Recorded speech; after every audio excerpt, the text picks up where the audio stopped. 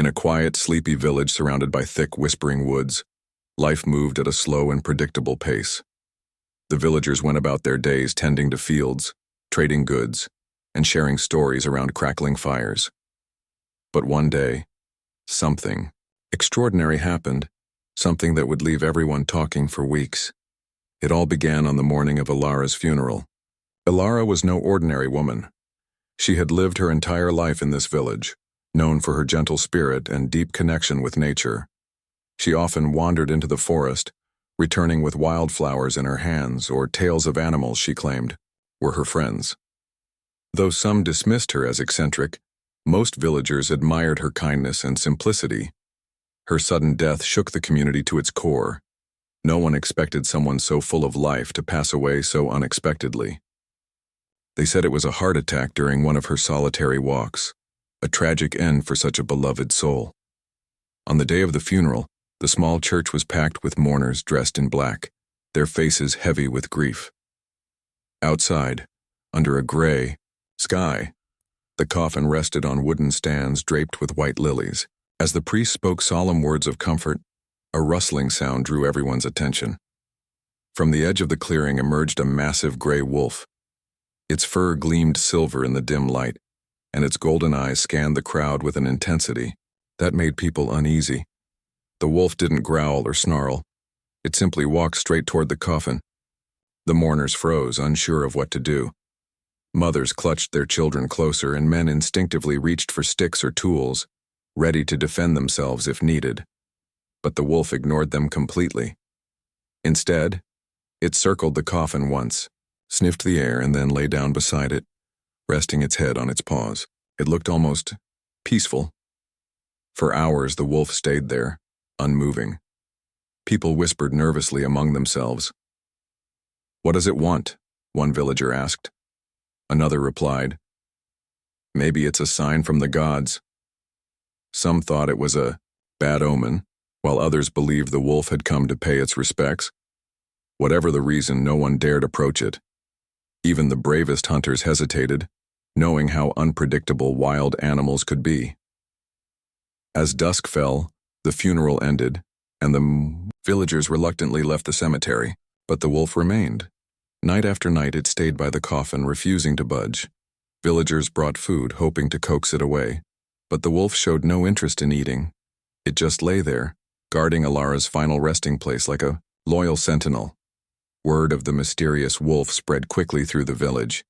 Children told exaggerated stories of the beast speaking Ilara's name, while elders muttered prayers to ward off evil spirits.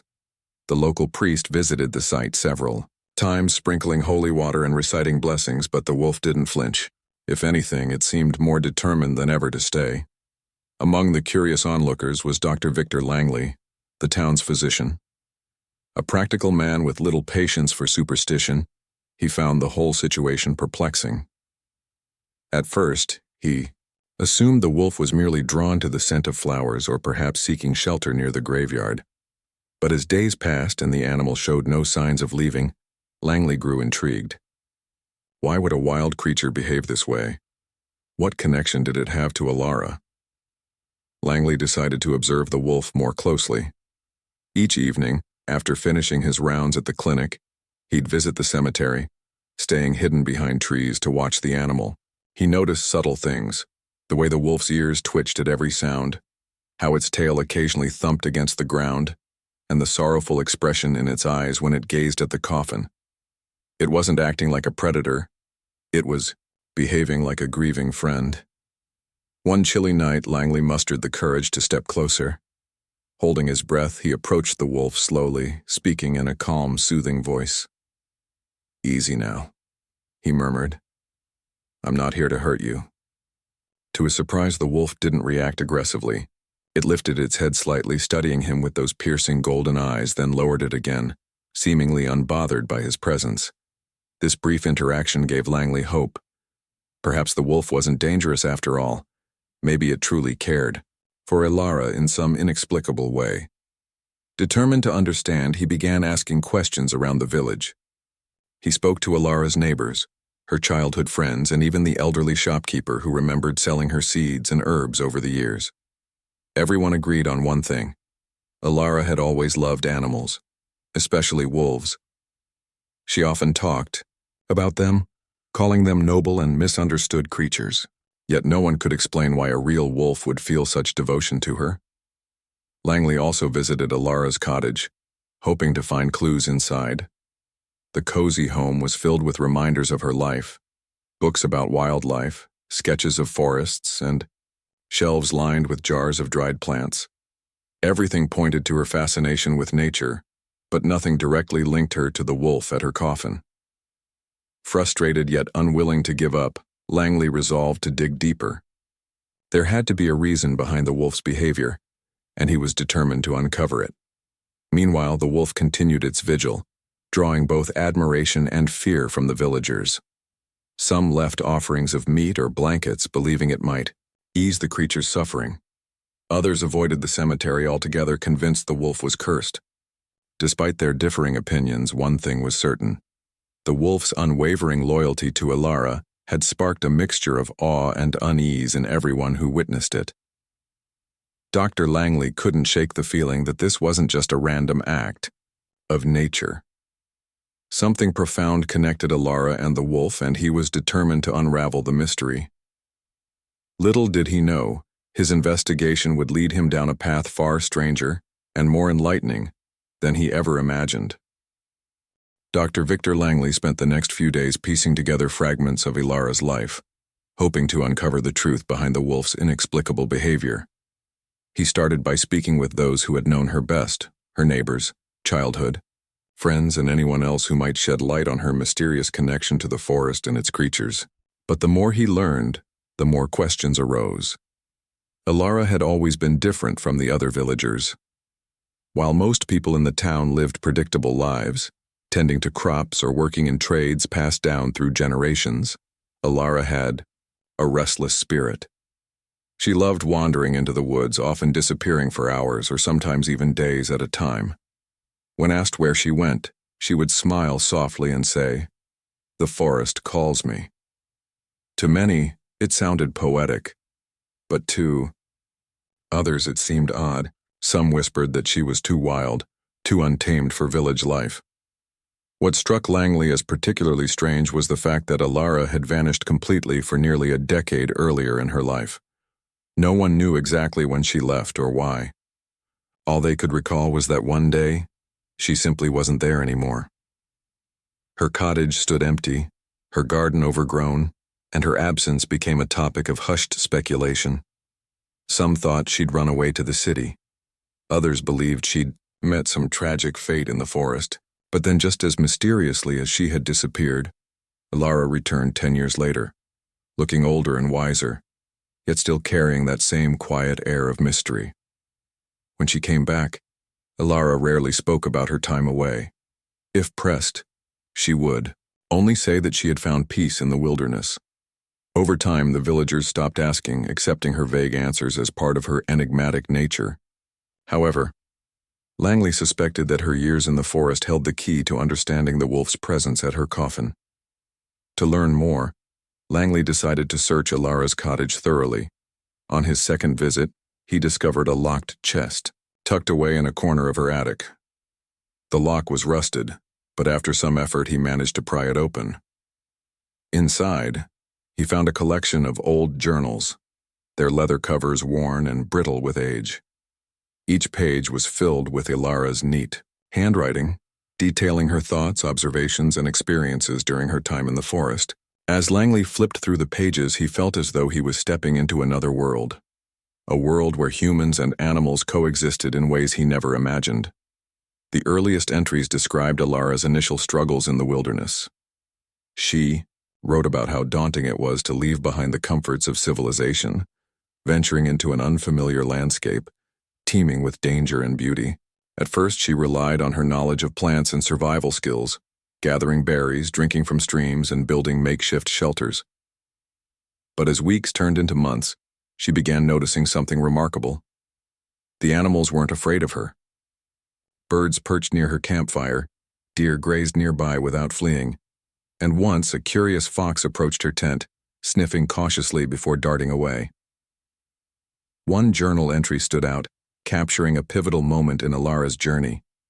It read, "Today, I met them, the wolves.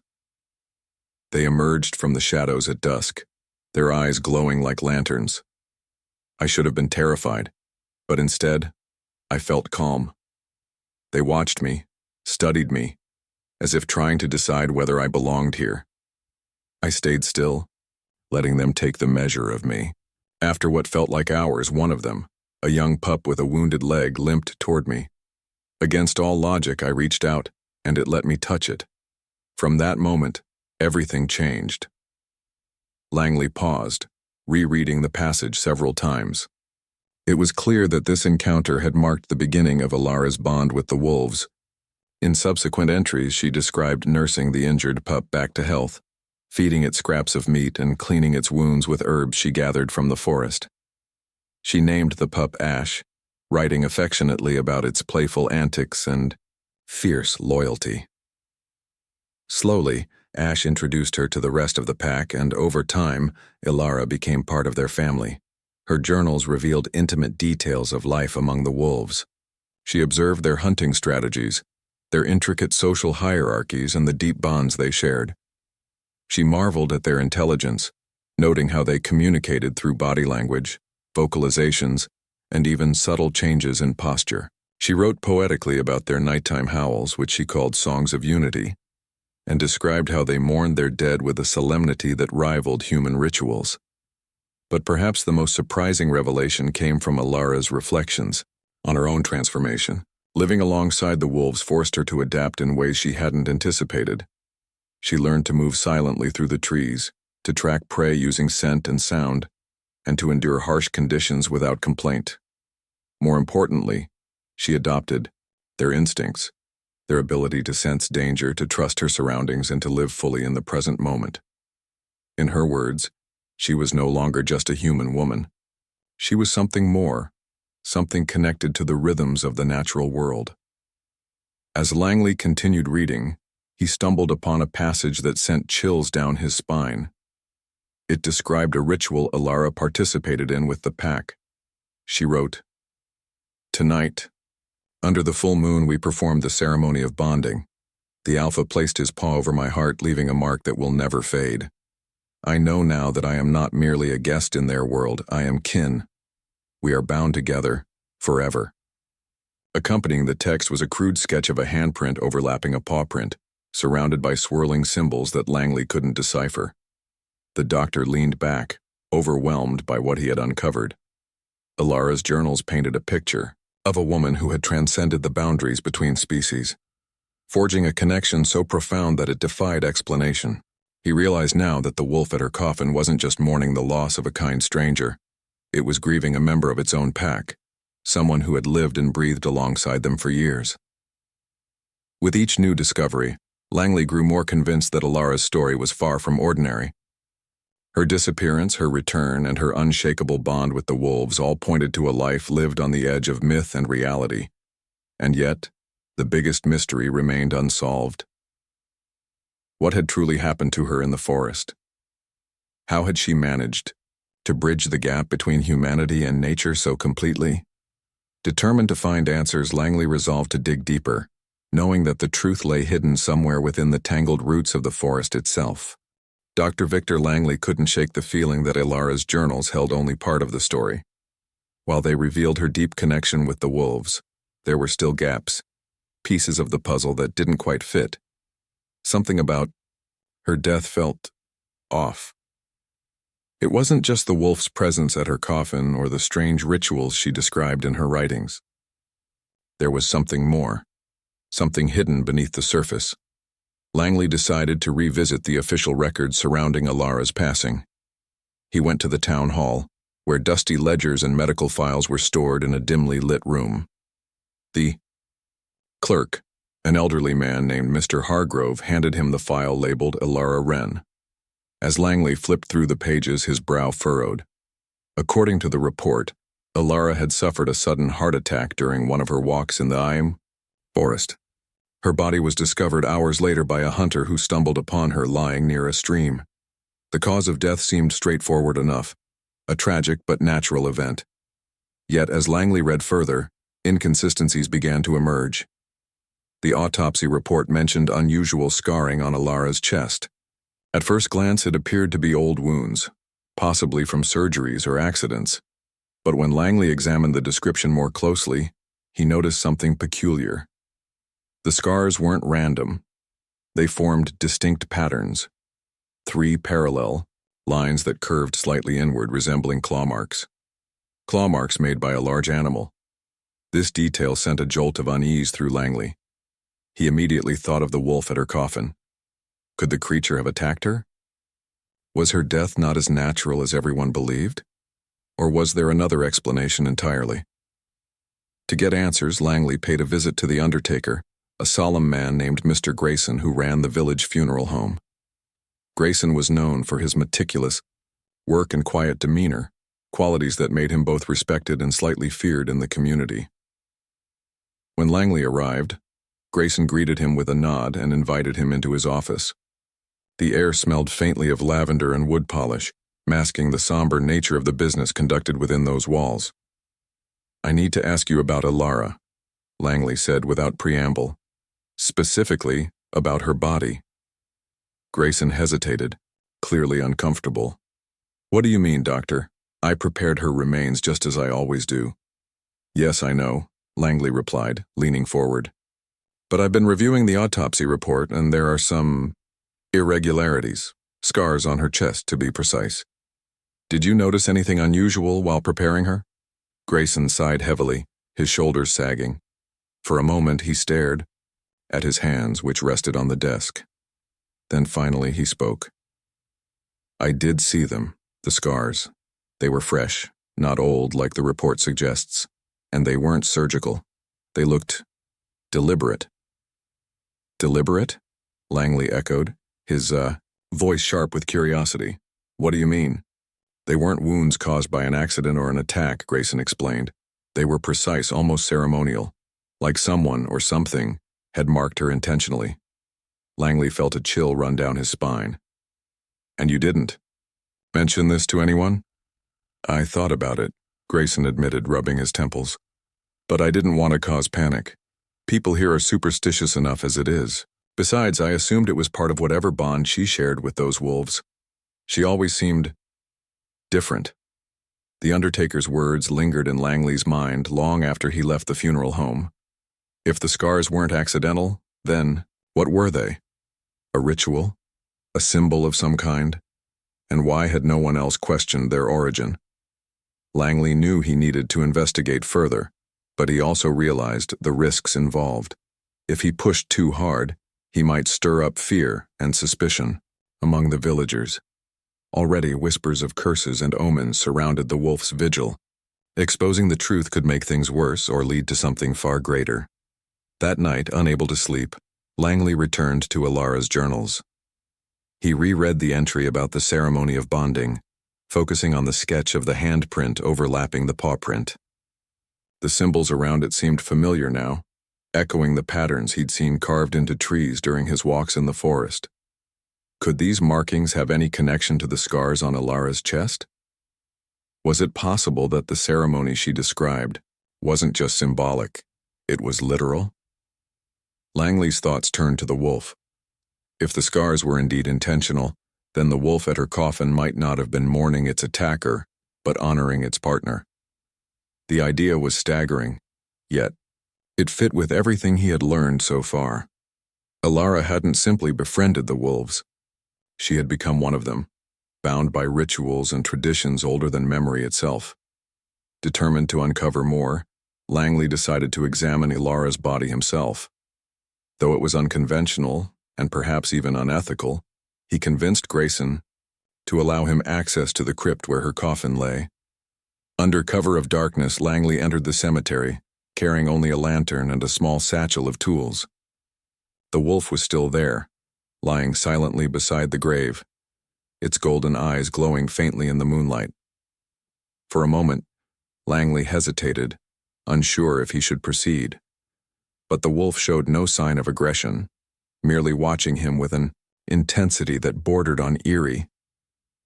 With trembling hands, Langley opened the coffin. Inside, Ilara lay as peaceful as ever, her face serene despite the circumstances of her death. He carefully lifted the fabric covering her chest, revealing the scars Grayson had described. Up close, they were even more striking. 3 perfect lines that curved inward like the crescent moon. Langley traced them gently with his fingers, marveling at their symmetry. They weren't jagged or uneven, as claw marks typically were. Instead, they looked almost artistic, as though crafted with care rather than violence. As he studied the scars, Langley noticed something else, a faint scent clinging to Ilara's skin. It was earthy and musky, reminiscent of pine needles and damp soil. The same scent he'd encountered in the forest. His heart raced as realization dawned. These marks weren't inflicted by an enemy. They were a testament to Ilara's transformation, a physical reminder of the bond she shared with the wolves. Closing the coffin, Langley stepped back, his mind racing. He had uncovered evidence of something extraordinary, a connection between human and animal that transcended biology and logic. Ilara hadn't died as a victim of nature. She had lived as part of it, embracing its mysteries until her final breath. And now, the wolf guarding her coffin wasn't just mourning its kin, it was protecting the legacy of a woman who had dared to cross the boundaries between worlds. For the first time since beginning his investigation, Langley felt a sense of awe mingled with trepidation. The truth was stranger and more beautiful than he could have imagined, but it also raised new questions. What exactly had Ilara undergone in the forest? How had she managed to bridge the gap between species so completely? And what role did the wolf play in her journey? As he left the cemetery, the wolf's gaze followed him, unwavering and knowing. Langley couldn't help but feel that the creature understood far more than it let on. Whatever secrets remained hidden in the depths of the forest, one thing was certain. Ilara's story was far from over. Dr. Victor Langley knew that the answers to his questions wouldn't be found in the village or even in Ilara's journals. The forest, the same wilderness where she had spent so much of her life, held the key to understanding her transformation and the bond she shared with the wolves. It was a daunting prospect stepping into the unknown, but Langley felt compelled to follow the trail wherever it led. After all, he wasn't just uncovering the truth about Ilara. He was piecing together a story that blurred the lines between humanity and nature. The next morning, armed with a sturdy walking stick, a satchel of supplies, and an old map of the surrounding woods, Langley set out toward the forest. The air was crisp, carrying the scent of damp leaves and pine needles. As he ventured deeper into the trees, the sounds of the village faded away, replaced by the rustling of branches and the distant calls of birds. He followed the path Ilara often took during her walks, guided by descriptions in her journals and landmarks mentioned by villagers who had occasionally accompanied her. After hours of trekking, Langley stumbled upon something unexpected. A clearing, dotted with remnants of what appeared to be a makeshift campsite. There were charred stones arranged in a circle, likely used for cooking fires, and crude shelters constructed from fallen branches and animal hides. Nearby, he noticed gnawed bones scattered across the ground, evidence of meals shared long ago. It didn't take him long to realize this must have been one of Ilara's resting places during her years in the forest. But there was more. On the edge of the clearing stood a narrow opening carved into the base of a rocky hill. Peering inside, Langley discovered a shallow cave adorned with carvings etched into the stone walls. The images depicted scenes of humans and wolves living side by side, figures hunting together, sharing food and standing beneath a crescent moon. Some carvings showed hands overlapping paw prints, while others featured intricate patterns resembling the scars on Ilara's chest. It was as though the cave itself told the story of a sacred union between two worlds. Langley's heart raced as he examined the artwork. He ran his fingers over the grooves, feeling their rough texture and marveling at their precision. Whoever had created these carvings had done so with great care, ensuring each line conveyed meaning. In one corner of the cave, he found a small collection of artifacts, bundles of dried herbs tied with twine.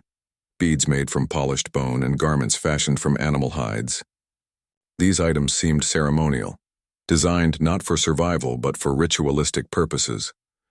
Among the artifacts was a locket, its surface tarnished with age. When Langley opened it, his breath caught in his throat. Inside was a faded photograph of Alara cradling a young wolf cub in her arms. The cub's fur was light gray, and its golden eyes sparkled with mischief. This had to be Ash, the injured pup she had written about in her journals, the very same wolf now guarding her coffin. The realization sent a shiver down his spine.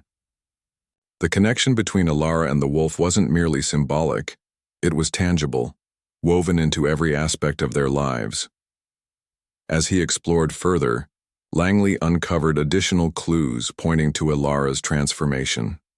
Hidden beneath a pile of furs was a leather-bound notebook, smaller than the ones he'd found in her cottage. Its pages contained detailed notes on herbal remedies and meditative practices, along with sketches of animals and anatomical diagrams. One entry described how certain plants could heighten sensory awareness, sharpening hearing and vision.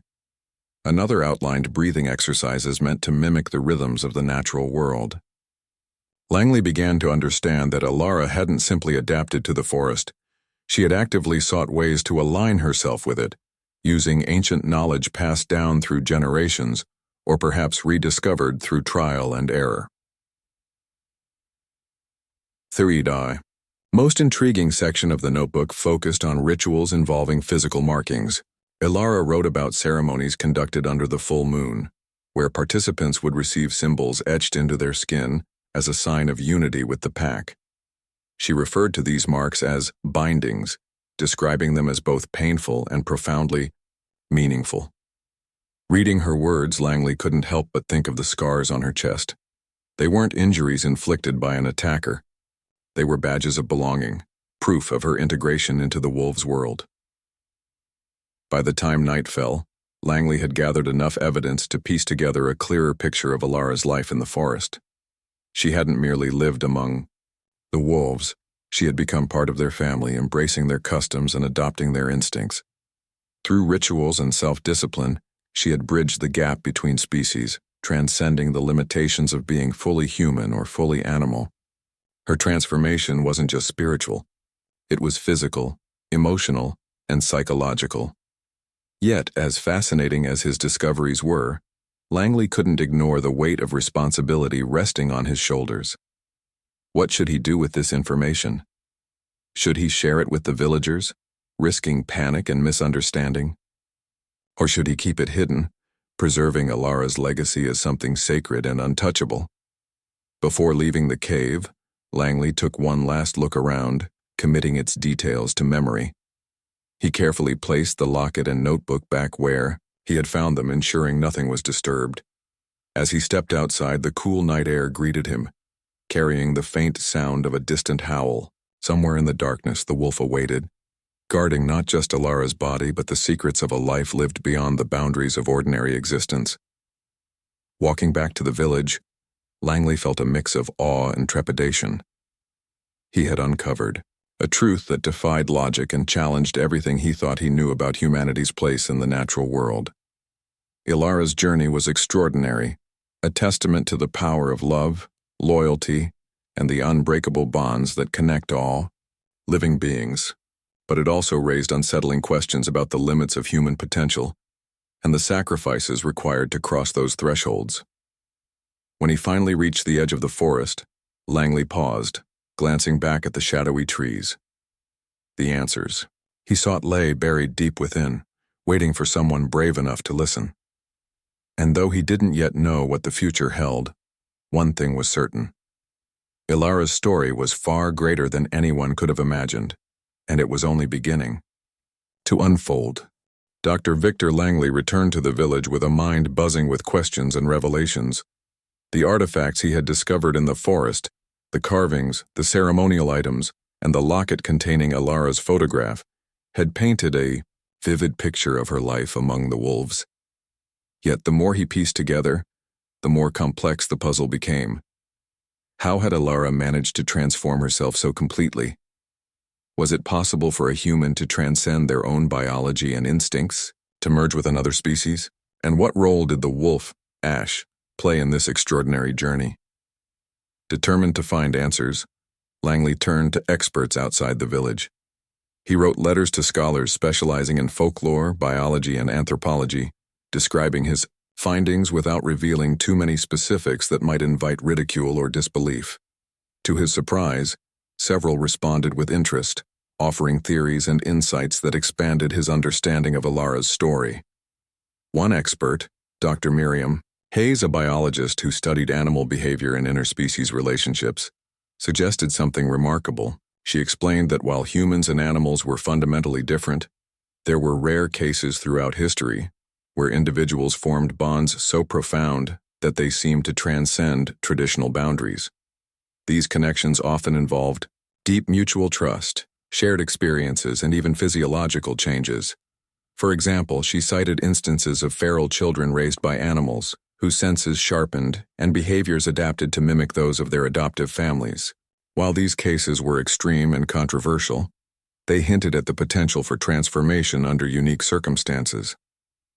Hayes also mentioned a concept known as biophilia, the innate human tendency to seek connections with nature and other living beings. In Alara's case, it appeared she hadn't just embraced biophilia, she had taken it to an unprecedented level, actively reshaping herself to align with the wolves' way of life. Her use of herbs, rituals, and meditative practices likely played a crucial role in this process, altering not only her mindset, but possibly even her physical capabilities. Another expert, Professor Elias Grant, specialized in ancient cultures and symbology. When Langley sent him sketches of the cave carvings and described the markings on Alara's chest, Grant grew excited. He identified the symbols as representations of unity and balance, common in early human societies that revered animals as spiritual guides or protectors. Many indigenous tribes believed in forming pacts with nature, viewing animals as equals, rather than inferior creatures. These pacts were often sealed through ceremonies involving physical markings, which served as reminders of the bond between species. Grant theorized that Alara had participated in such a ritual, willingly undergoing the binding ceremony to solidify her connection with the wolves. The scars on her chest weren't wounds inflicted by violence. They were deliberate marks of initiation, signifying her acceptance into the pack. This act would have been both symbolic and practical, cementing her place within the social hierarchy of the wolves and granting her access to their world. As Langley absorbed these perspectives, he began to form a clearer understanding of Alara's transformation. It wasn't magic or supernatural intervention. It was science and spirituality intertwined. Alara had tapped into ancient knowledge, using natural remedies and disciplined practices to adapt her body and mind to the rhythms of the forest. Over time, she had become less like a visitor and more like a participant, sharing the wolves' instincts, emotions, and perhaps even their lifespan. But one question remained. Had Alara's transformation come at a cost? Her sudden death, attributed to a heart attack, now seemed suspicious. Could her years of pushing her body beyond its limits have led to unforeseen consequences? Or had the binding ceremony itself carried risks she hadn't anticipated? To explore this possibility, Langley revisited Alara's journals, focusing on entries related to her health. He found passages describing moments of intense pain and exhaustion, which she dismissed as temporary side effects of her experiments. In one entry, she wrote, "The herbs burn my throat, and my skin feels as though it is aflame. But I must endure. The wolves endure far worse." Another noted, "My heart beats faster than ever before, as if trying to keep pace with theirs. Is this what it means to belong?" These observations troubled Langley. It seemed Alara had pushed herself to the brink, sacrificing her well-being in pursuit of unity with the wolves. Perhaps her body, unable to sustain such drastic changes, indefinitely had finally given out. If true, her death wasn't entirely unexpected. It was the inevitable result of a life lived on the edge of two worlds. Yet there was another possibility, one that Langley hesitated to consider. What if The wolves themselves had played a role in her passing? Not out of malice, but as part of the natural cycle of life and death. Wolves were fiercely loyal to their packs, but they also understood when a member was no longer able to contribute. Could Ash and the others have sensed that Alara's time had come, guiding her gently toward the end? If so, it would explain why Ash stayed by her coffin, not as a mourner, but as a guardian ensuring her transition was complete. Langley wrestled with these thoughts, torn between admiration for Alara's courage and sorrow for the price she had paid. He realized that her story wasn't just about survival or adaptation. It was about love. Love for the forest, love for the wolves, and love for a way of life most people could never comprehend. She had given everything to preserve that connection, leaving behind a legacy that defied explanation. With this newfound clarity, Langley made a decision. He wouldn't hide the truth from the villagers, nor would he sensationalize it. Instead, he would share Alara's story with honesty and respect, letting them decide how to interpret it.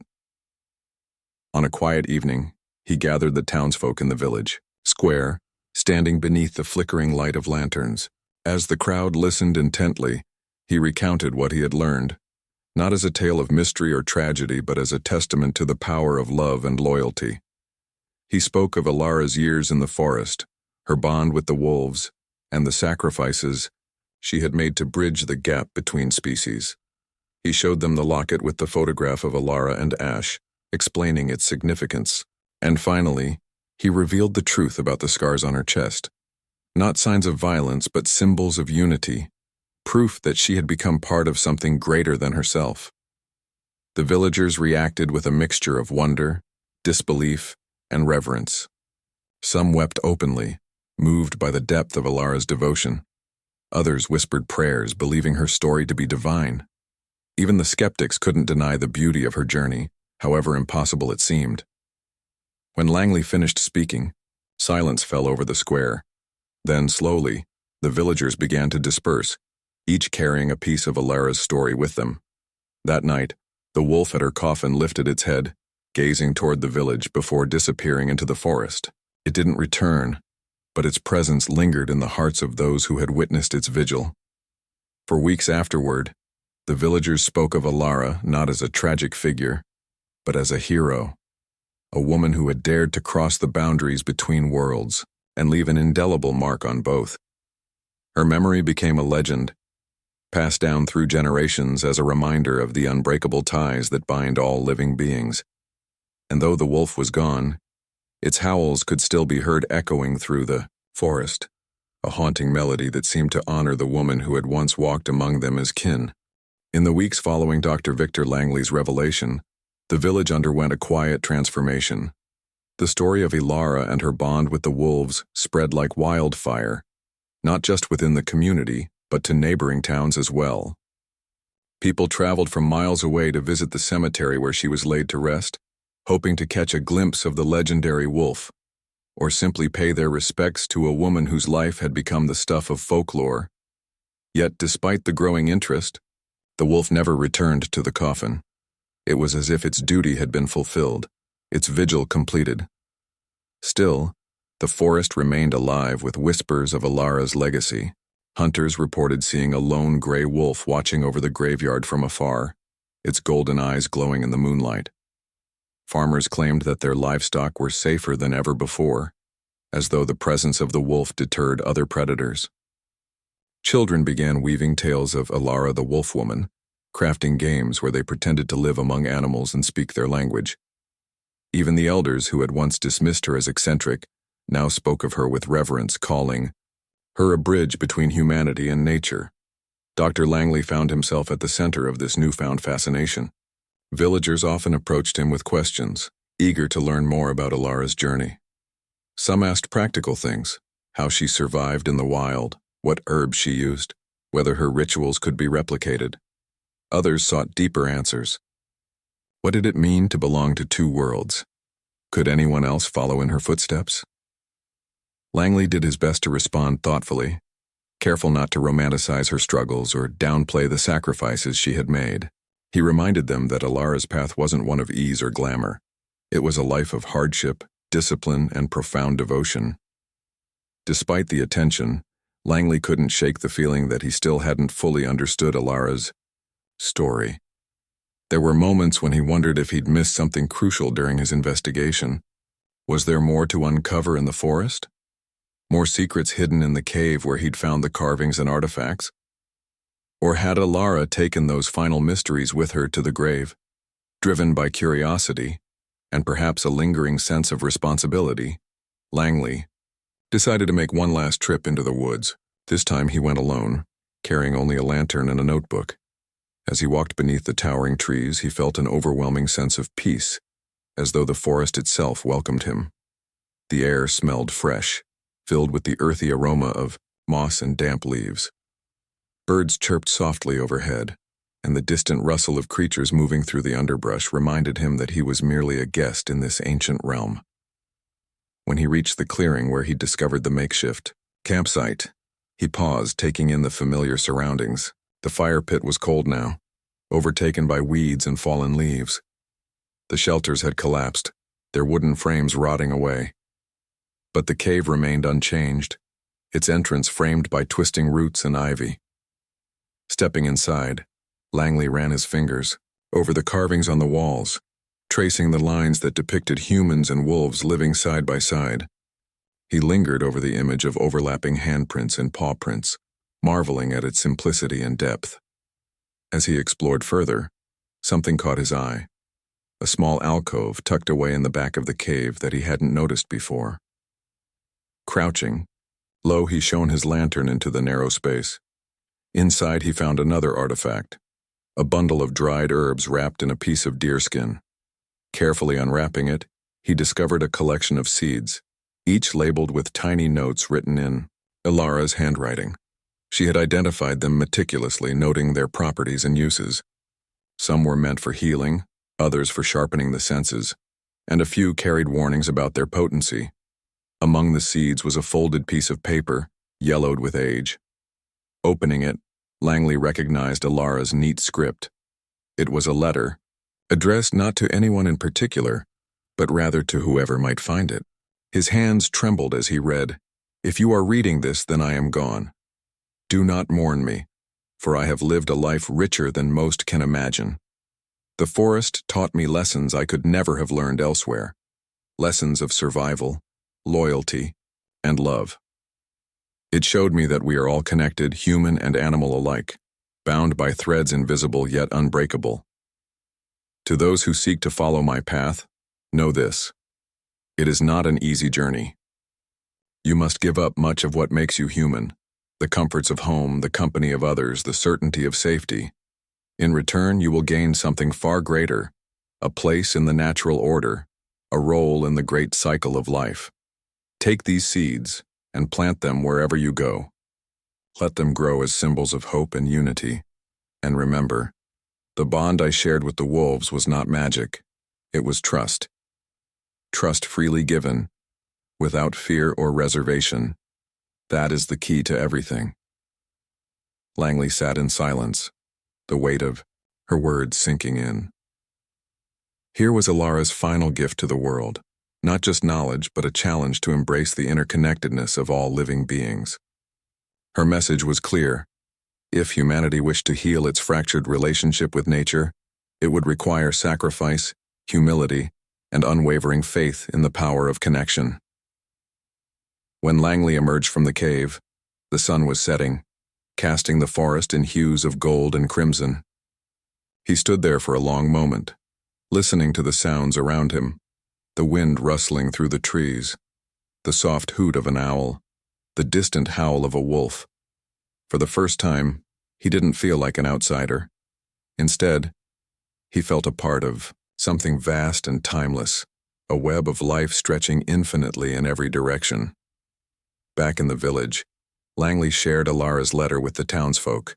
They listened intently, some nodding in agreement, others wiping away tears. Inspired by her words, the villagers planted the seeds she had left behind, creating gardens that bloomed with vibrant flowers and medicinal plants. Over time, these gardens became gathering places, spaces where people came together to reflect on Alara's story and honor her memory. The legend of Alara and the wolf continued to grow, passed down through generations as a reminder of what was possible when humans chose to live in harmony with the natural world. Parents told their children bedtime stories about the woman who walked among wolves, teaching them to respect animals and cherish the wilderness. Artists painted murals depicting her alongside Ash, capturing the beauty of their bond.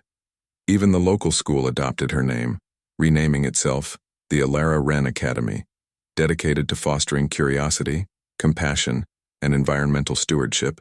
And, though the wolf never returned to the village, its presence lingered in countless ways.